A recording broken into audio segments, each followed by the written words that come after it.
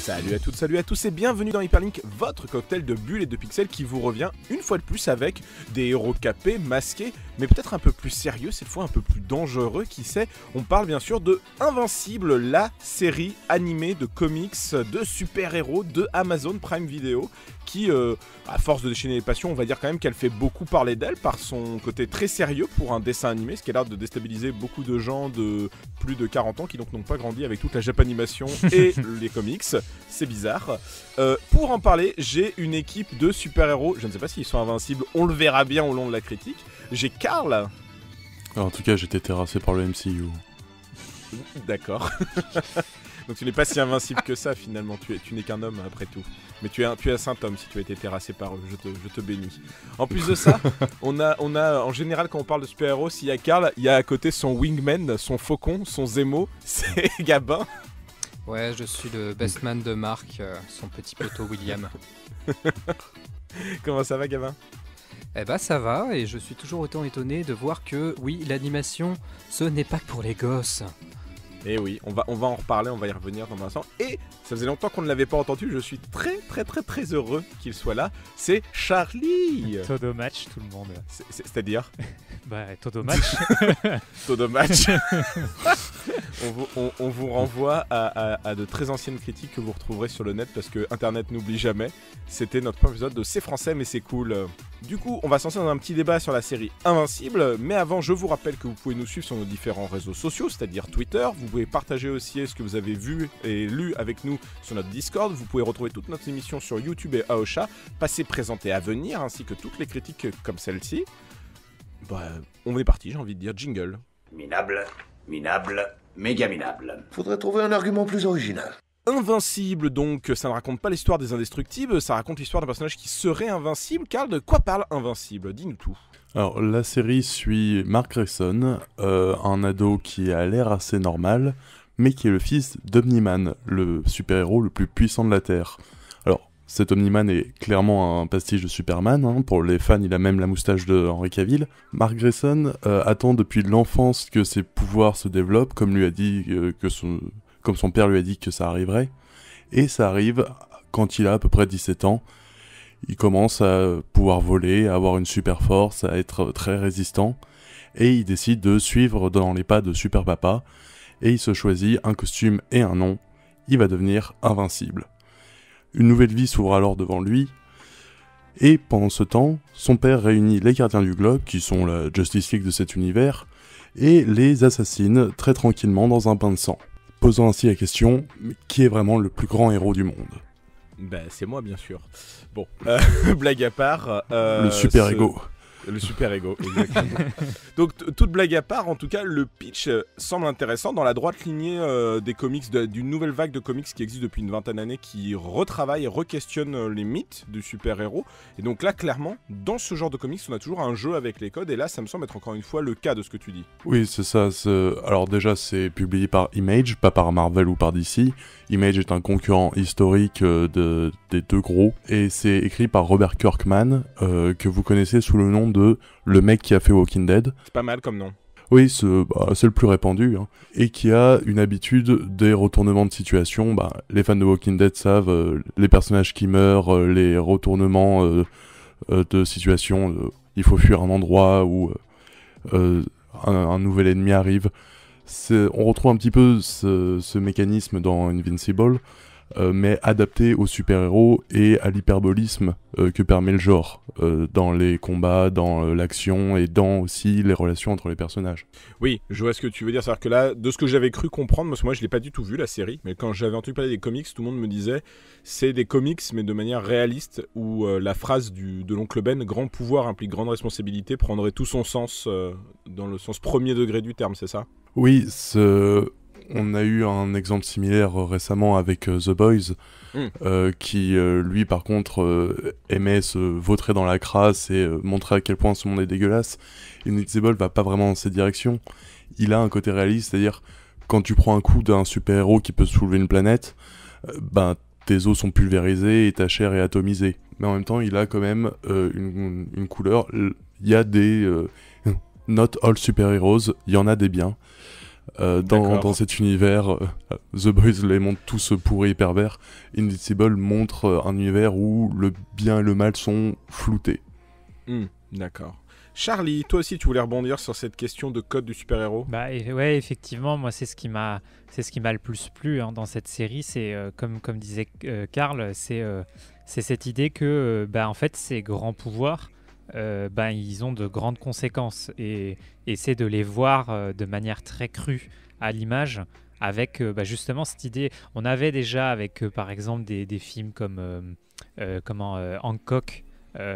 Cette idée que en fait le super-héros il peut faire plus de dégâts que de bien en fait en essayant d'arrêter les méchants, mais là c'est plus quelque chose d'abstrait, c'est-à-dire quand les mecs ils débarquent pour essayer de botter le cul des méchants, et s'ils se contrôlent pas bien, si ça se marave un peu de manière incontrôlée, les gens ils crèvent, il y a du sang partout, en essayant de sauver des gens. En ayant une super force, tu peux leur arracher le bras. Y a vraiment quelque chose de très cru que je trouve intéressant, d'autant plus que dans cette série, il y a un vrai contraste au niveau visuel entre le côté très joli, très soigné, très belle couleur d'un comics classique en fait. C'est très propre. Et puis d'un coup, tu as cette violence graphique du sang, des organes... qui viennent nous rappeler que en fait si avoir des pouvoirs ça entraîne la possibilité, même involontairement, même en voulant faire le bien, de pouvoir faire énormément de mal. Et j'ai trouvé qu'effectivement c'était très efficace effectivement dans cette série, et c'est une de ses forces. D'accord. Gabin, toi aussi tu trouves que la force de la série c'est justement ce contraste? Ouais, très clairement, parce que ce qui m'a plu dès le premier épisode, c'est que comme je savais que c'était Robert Kirkman, je me doutais que le fait que ça commence de manière très classique cachait évidemment quelque chose. Un peu comme The Walking Dead, où tu apprends en fin de saison 2, quand tu regardes la série, que en fait tout le monde peut devenir un zombie. Enfin, tout le monde devient un zombie quand il meurt, et non pas juste en étant mordu par un zombie. Là, on voit le premier épisode, on se dit bon ok, c'est un rip-off de Justice League. Et en fait non. Voilà, vu la fin de l'épisode. Et ce qui me plaît, c'est que à travers tous les personnages, il y a cette idée de est-ce qu'on est à la hauteur des mythes qui nous ont précédés? Est-ce que Mark va être à la hauteur de son père sans savoir ce que son père a fait? Et est-ce que les nouveaux gardiens du globe, puisque du coup le plus grand sujet qui se pose après le premier épisode, c'est qui va prendre la relève des gardiens du globe? Et donc tout au long de la série, c'est se dire est-ce que en tant que héros, je suis à la hauteur de ce qui m'a précédé? Et du coup, là tu viens de leur dire, effectivement, l'épisode 1 finit sur cette boucherie d'Omni-Man et sur ces questionnements-là, et donc ça amène un autre truc qui est plutôt intéressant. Karl, je me retourne vers toi, c'est le fait que j'ai l'impression que c'est pas mal de retournements de situation, ce que aussi Gabin soulignait avec Walking Dead, où quand on pense connaître les choses, on est surpris par un nouveau retournement. Ça, c'est la patte de Robert Kirkman qui fait ce truc-là, ou c'est propre à la série? C'est la patte de Robert Kirkman. Dans quasiment toutes ses séries, il y a ça. Dans Walking Dead, dans Oblivion Song, il aime bien faire ça. Et en plus, avec le format du comics, 20 ou 30 pages tous les mois, il y a le cliffhanger sur la dernière page qui t'incite à aller acheter le numéro suivant le mois suivant. Donc c'est un truc assez engrainé dans... C'est presque un hommage au sériel. Ouais. Dans sa façon de toujours... le page turner, de toujours vouloir l'épisode d'après. Mais dans cette série en plus, il y a aussi les codes du super-héros qui sont de plus en plus engrainés dans la pop culture, qu'on connaît l'origin story d'un super-héros, Batman, Superman, Spider-Man, c'est bon, on a fait le tour. Et en prenant ces concepts de base, une origin story, une confection de costumes, la construction d'une équipe super-héroïque, et en les détournant, mais au dernier moment, et en général d'une direction où on s'attend pas, en général on a à la fois ce côté réaliste et en même temps totalement fictionnel de retournement de situation toutes les 20 minutes. Oui, je vois ce que tu veux dire. En gros, t'es en train de me dire que Invincible, c'est un peu comme la série télé Batman, quoi. C'est même invincible heure, même invincible jour. On finit invincible est accroché à un poteau, il ne peut pas s'en sortir et l'épisode d'après, en fait si, il avait la clé pour se libérer de ses chaînes dès le début. Je comprends le serial, j'ai compris la référence. Non, plus sérieusement, de ce que vous me dites, ça semble être quelque chose quand même de très grave, de très emphatique et du coup je me pose la question, Gabin ou Charlie, est-ce qu'il y a un vrai équilibre des tons? Est-ce qu'on est tout le temps dans du drama? Ou est-ce qu'il y a un peu de comédie, un peu de légèreté qui vient justement rééquilibrer la peinture qu'on est en train de regarder? Il y a clairement un équilibre des tons, puisqu'on alterne entre la quête héroïque de Marc et sa vie en tant qu'ado de 17 ans qui veut avoir une vie amoureuse, tout en maintenant sa vie secrète. Et ce que j'apprécie aussi surtout, c'est la manière dont la série désacralise en quelque sorte ces moments inévitables qu'on a dans tout film, toute œuvre super-héroïque, est-ce que je vais devoir révéler à ma petite amie ce qui s'est passé. Enfin, je vais pas spoiler la série évidemment, mais je trouve que ça s'en tire bien en désacralisant, en faisant quelque chose pour que voilà, ça soit pas le truc qu'on a déjà vu tout le temps, et pour qu'on dise ah, c'est un peu différent quand même, et tant mieux. Ouais, effectivement, c'est intéressant parce qu'au final, tu comprends assez vite que s'il lui dit pas, c'est plus parce qu'en fait, il n'est pas sûr de vouloir s'engager que parce qu'il il veut la protéger ou qu'il faut qu'il garde à tout prix un anonymat. Enfin, il y a effectivement c'est les tropes du super-héros qui sont repris, mais qui sont réutilisés un peu différemment. Et effectivement, comme disait Karl, il y a quand même toujours cet équilibre. Dans l'idée même d'avoir des retournements au dernier moment par rapport à ce à quoi on s'attend, ça sous-entend aussi qu'il y a un équilibre entre les codes de super-héros où tu retrouves en fait ce que tu peux aimer dans ces histoires-là, les passages obligés mais qui sont pas obligés pour rien, et puis à un moment où tu casses ces attentes-là et où tu bascules dans quelque chose d'un peu plus sombre, et il joue très bien en fait entre ces différents moments, et on a quelque chose d'assez équilibré justement. Du coup, on pourrait peut-être dire que la série se rapproche quand même plus de Spider-Man, parce que je repense à Spider-Man au début qui doit gérer sa vie lycéenne, sa tante May, le fait qu'ils n'ont pas d'argent, le fait qu'il n'arrive pas à gérer ses copines et sa vie de super-héros à côté. On pourrait peut-être plus se rapprocher de ça que justement, vous parlez tout à l'heure plus des décès de Superman, de la Justice League. Je sais pas ce que vous en pensez, Karl. Oui, je pense assez clairement. Accessoirement, Kirkman est un ancien de Marvel. Mais oui, Mark Grayson, c'est un Peter Parker en puissance, le gamin de banlieue lambda avec ses problèmes de copine. Bon, Peter Parker n'est pas le fils d'un grand super-héros, mais dans l'esprit d'un gamin qui doit jongler entre sa vie lycéenne, sa vie sentimentale, sa vie familiale et accessoirement sauver le monde, il y a plus du Marvel que du DC. Sur le côté Spider-Man, ça s'en rapproche aussi pas mal dans l'équilibre entre eux. Alors, l'horreur va plus loin, mais Spider-Man est le personnage dont la vie était horrible et qui faisait des blagues pour s'en sortir.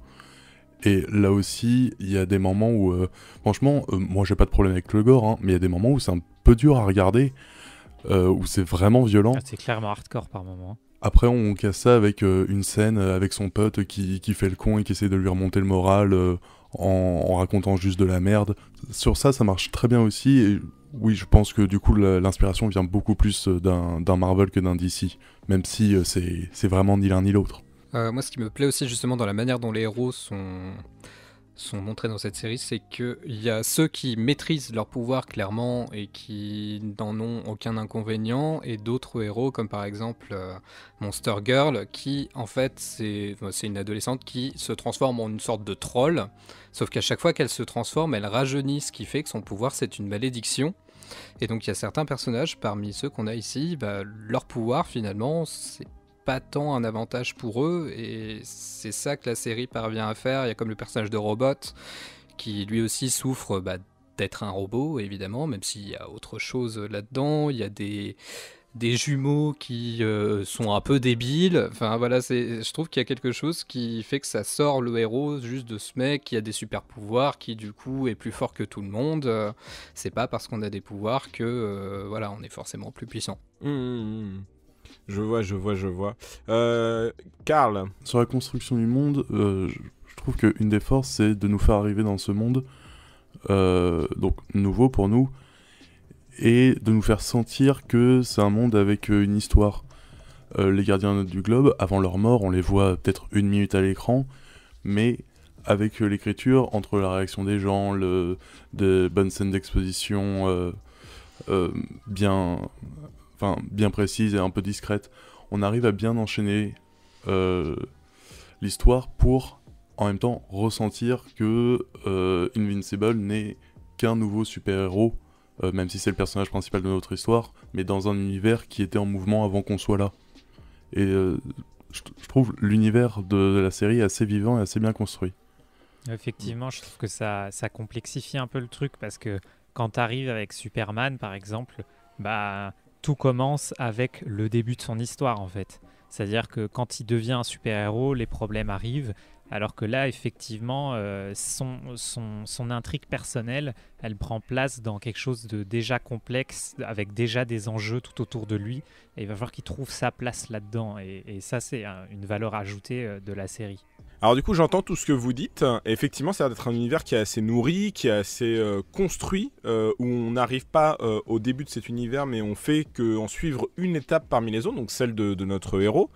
Et là, je vois la critique de Karl, la première critique qu'il avait écrite, le premier jet, et il me dit « J'ai un souvenir assez chaleureux de la série ». Alors, ça me fait rire parce que dire « souvenir » alors que la série, elle vient de finir là, à l'instant, ça me trouve ça rigolo.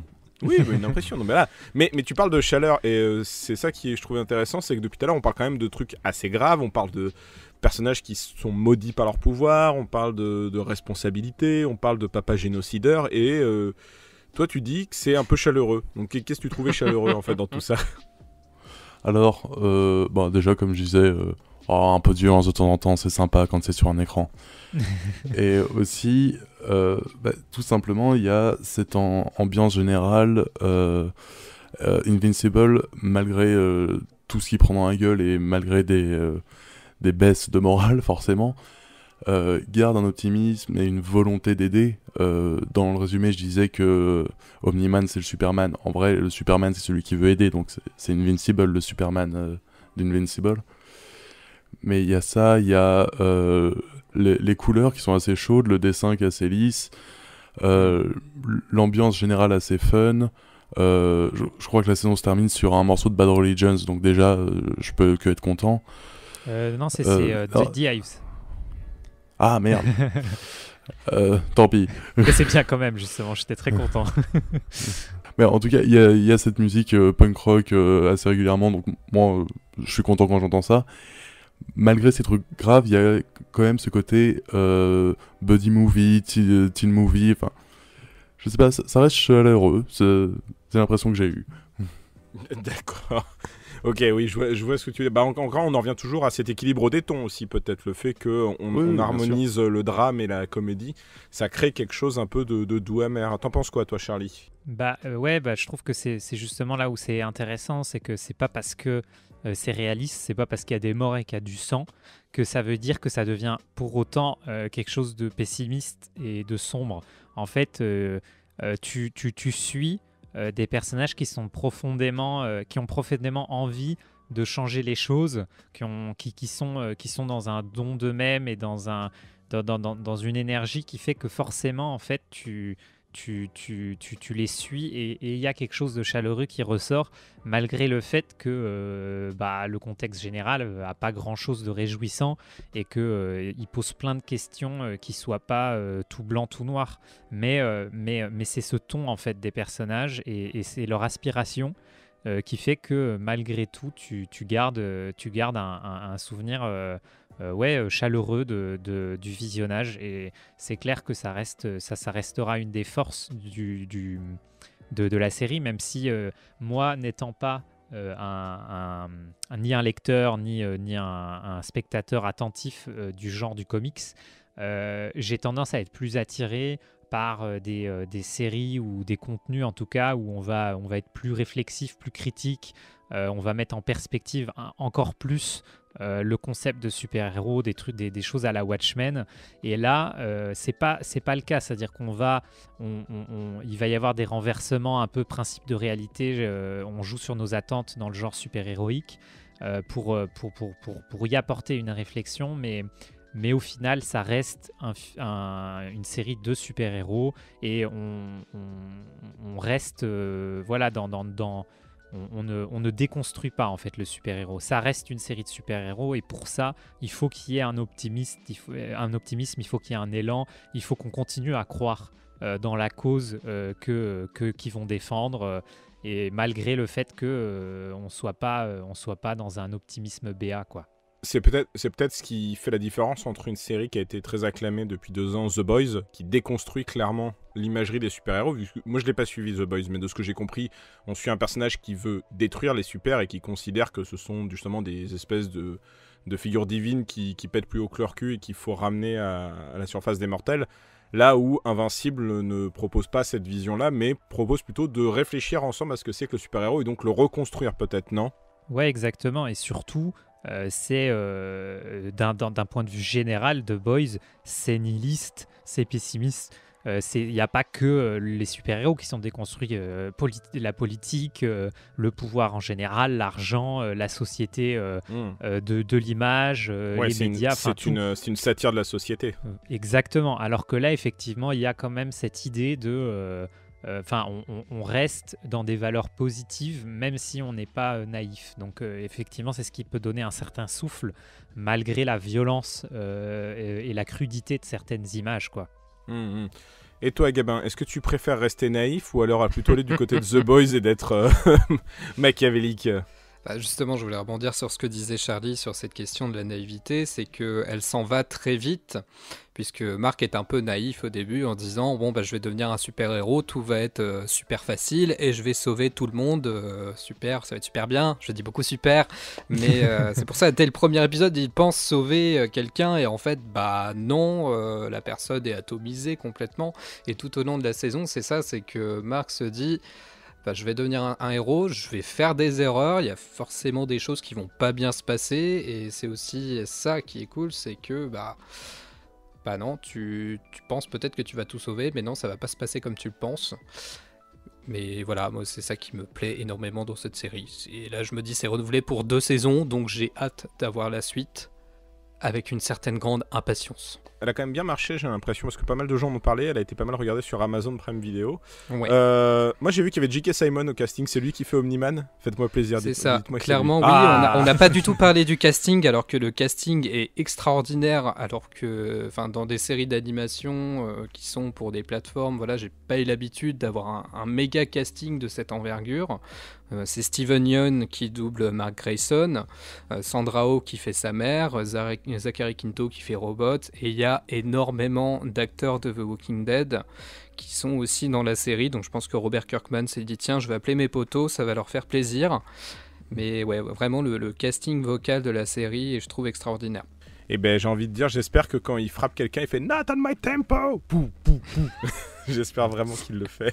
Je veux jamais lire tes fanfictions. On a bientôt, je pense, terminé. On a fait un peu le tour. Dernière petite question, peut-être plus pour Karl. C'est quand même fidèle aux comics, parce que c'est basé, comme tu as dit, sur une série de comics qui sort actuellement, qui est trouvable en France, qui à mon avis est maintenant en rupture, parce que les gens... ils ont fait la série est bien, je vais acheter le comics. Donc est-ce qu'ils vont retrouver la même chose ou c'est très différent ? Comment tu le sens, toi ? Alors, tu dis, elle sort actuellement, elle est disponible en France, mais elle est sortie, elle est finie. Invincible, c'est 140-150 numéros et c'est une histoire complète. Et la série suit l'histoire générale des comics en changeant quelque chose, quelques personnages ou quelques situations. Et comme je disais tout à l'heure, il y a le format 20-30 pages qui force un certain rythme, et la série a réussi à bien incorporer et adapter les éléments de ce 20-30 pages pour trouver un rythme assez rapide au final. Je pense que c'est une autre raison pour la sensation de truc assez chaleureux, c'est que c'est aussi assez rapide comme rythme. Et c'est bien équilibré en plus. Et bien équilibré, mais on n'est pas dans un cas Sin City ou Watchmen où si tu mets pause à n'importe quel moment et que tu ouvres le comics, tu retrouves la case. Ça reste adapté, il y a notamment au niveau du scénario. Ça a réfléchi, oui. Oui, c'est réfléchi. Au niveau du scénario, il y a plusieurs sous-intrigues. Ça, c'est un autre truc de la série on aurait pu développer. Il y a plusieurs sous-intrigues qui évoluent en même temps et qui s'entrecroisent et qui se reséparent, tout ça. Elles évoluent pas forcément au même rythme. Mais du coup, la série est assez fidèle aux comics. Donc, si vous voulez vous spoiler la série, je vous invite à acheter Invincible, les comics, c'est trop bien. Très bien. Gabin, tu veux rebondir sur les comics? Ouais, justement, parce que j'avais vu un article passer sur Comics Blog, donc nos copains de Comics Blog, qui parlent justement du fait que l'intérêt pour le comics a été dopé par la série, et donc Delcourt, qui est l'éditeur français de la série, est en train de rééditer la première intégrale à 10 000 exemplaires, alors que ce qui est dit dans l'article, c'est que normalement, pour ce genre de publication, c'est entre 1800 et 3000 exemplaires, donc... Oui. Tirez-en les conclusions que vous souhaitez. Bah, le comics ne marche pas trop en France malgré ce qu'on pense. Les séries marchent bien, les comics en général, il y a très peu d'aficionados qui vont en acheter régulièrement. Donc effectivement, c'est toujours plaisant de voir qu'une série, même à rebours grâce au succès d'un produit dérivé de luxe tel qu'une série télé, puis enfin fonctionner, j'ai envie de dire. Écoutez, un dernier mot ou est-ce qu'on a fini pour nous ? Oh, je pense qu'on en a fini. Eh ben on en a fini, on conseille donc clairement de regarder la saison 1. Ouais, très clairement. On peut pas le regretter. Bon bah voilà. Ah bah voilà, c'est un oui unanime et si Charlie dit on ne peut pas le regretter, bah c'est qu'on ne peut pas le regretter. Donc, vous allez la regarder et puis c'est tout. Alors, peut-être pas aux gamins de genre en dessous de 10-11 ans, c'est peut-être chaud. Oui, non, clairement. Non. Ok. Non. Très bien. Non mais ça me semblait évident à partir du moment où vous avez parlé de sang, désintégration, d'organes, broyer, de descente d'organes. Non mais après il y a des décapitations qui sont marrantes quand t'es enfant, mais bon, là il y en a qui sont un peu vénères. Bon, on reparlera de ton enfance compliquée lors d'un prochain podcast, nous n'avons plus le temps, je suis désolé Karl. Invincible, donc la série télé d'animation basée sur la série de comics de Robert Kirkman, hein, comme on l'a dit plusieurs fois lors de cet épisode. C'est sur Amazon Prime Video, en 8 épisodes pour la saison 1, une saison 2, une saison 3 sont prévus, et toute l'équipe vous le recommande complètement. Merci à vous trois. Merci. De rien. Merci. Il n'y a qu'un seul qui est poli. C'est pas grave, les gars. Merci. Vous pouvez bien sûr retrouver, si vous avez aimé cette critique, nos autres critiques et émissions sur YouTube et au chat, donc Micro Stockholm. Émissions passées, présentes et à venir. Discuter avec nous sur notre Discord, réagir et interagir avec nous sur Twitter. Et on vous dit à une prochaine pour une autre série, peut-être pas super-héros cette fois. Au revoir tout le monde.